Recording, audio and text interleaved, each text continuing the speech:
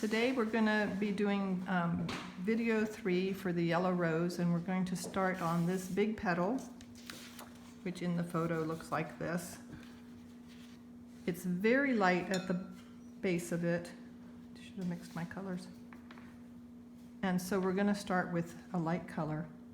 It is sort of an orange. I'm not going to put all that mottled look in there. I don't think it's necessary, and I think it was added to by my photography editing stuff. Okay, I got that very pink, and I want it to go into a little bit more yellow down here. Now along this edge, I'm not worrying if it touches that edge because I don't want it to be a super sharp edge anyhow. This brush is kind of small. Now this little part right in here is kind of a pinker and a little bit darker, and I'm going to go to that next. And I am getting into that corner.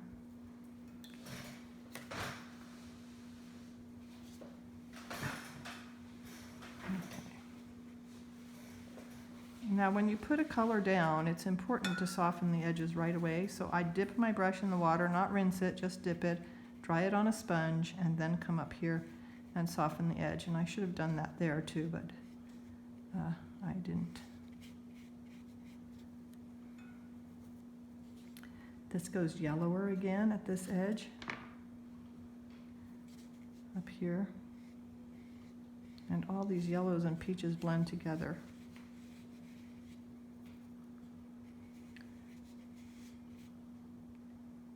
Now we're starting to get into even a darker sort of orange-red.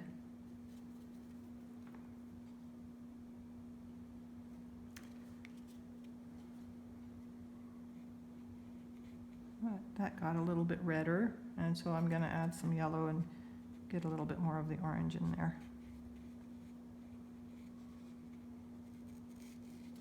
I'm going to go this direction because I want to thin out that paint.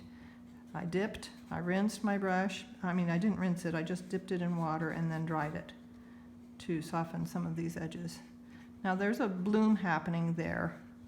And when that happens, it means that you put wetter paint on your paper than the paint that was beside it. And the way to stop the bloom is go back over everything and try not to put wetter paint. Try to have paint, when you're putting more paint down, have it be a little bit pastier than what you've already put there. And that's a way to stop blooms from happening. Okay, now we get into this really pretty pinkish red. And so far there hasn't really been any pink in this. I'm using quinacridone rose for my pink, but I'm adding some red to it because it's not pink. It's a sort of a watermelon color. And it's pretty dark. So I'm going to have to go darker than that. If I need darker, then I'll go into using some alizarin crimson in it to help it go darker.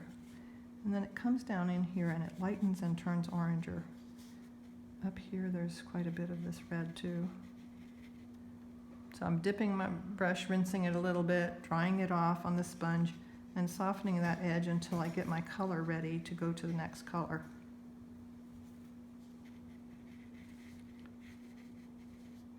You can rinse your brush entirely and get an even softer edge. So softening the edge is a big part of realistic painting. It's something that you do all the time. If you've been doing realistic painting for a while, you probably do it unconsciously. So now I put some wetter paint on there, and I'm getting that bloom happening.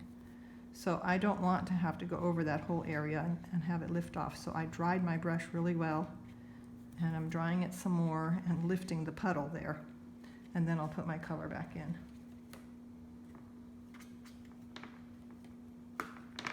So now I've made my color a little bit pastier. Now there's not a ton of yellow back here in the photo, but I kind of want to put some just to make it coordinate with the other petals. I think it would look pretty that way. Okay, Now there's this sort of these colors going into each other. So I'm going to do that and get some more of my red pink and put it down into this. And I usually don't use these short strokes, but I'm getting a bloom again. But this color isn't dark enough, so I'm going to go over the whole thing and make it as wet as that part, so that the bloom doesn't keep spreading and spreading.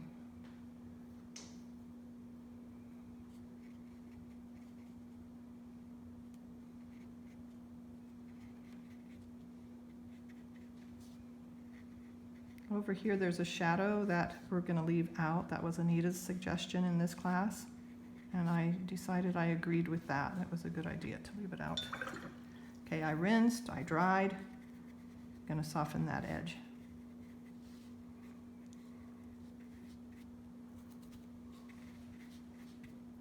Okay, now I can tell that this isn't quite dark enough here, but one of the ways that I check is by doing this. I put this down there and this down there, and well, that's not too bad. It's not the exact same shade, but I'm not worried about that. Now that's probably too light on my painting. And here I could actually lift a little. And since the values really matter, because that's part of what makes things, you know, makes the flowers and petals look curved, I'm going to go make it darker. There's some darker spots here that come down into it. And I'm doing these parts that are darker in here while it's wet. And then I need to get some of those yellows down here too to be darker. Some of them go all the way down and some of them don't. I want to get rid of this line. So I'm going to work on that until I have it gone. That line was caused by the bloom. But there, now it's mostly gone.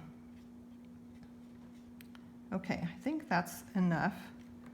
There's some really dark colors right there, and they can be put in by adding a little bit of blue to your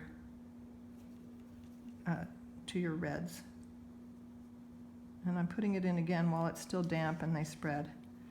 And then there's this little curvy thing. Okay. Now I want to work on this part of the petal a little bit more, because I've got a line there that's formed, and I'm going to just smooth things out, but it really doesn't need much color. It just needs to blend a little bit better. And maybe that might even be enough. We'll see what I decide.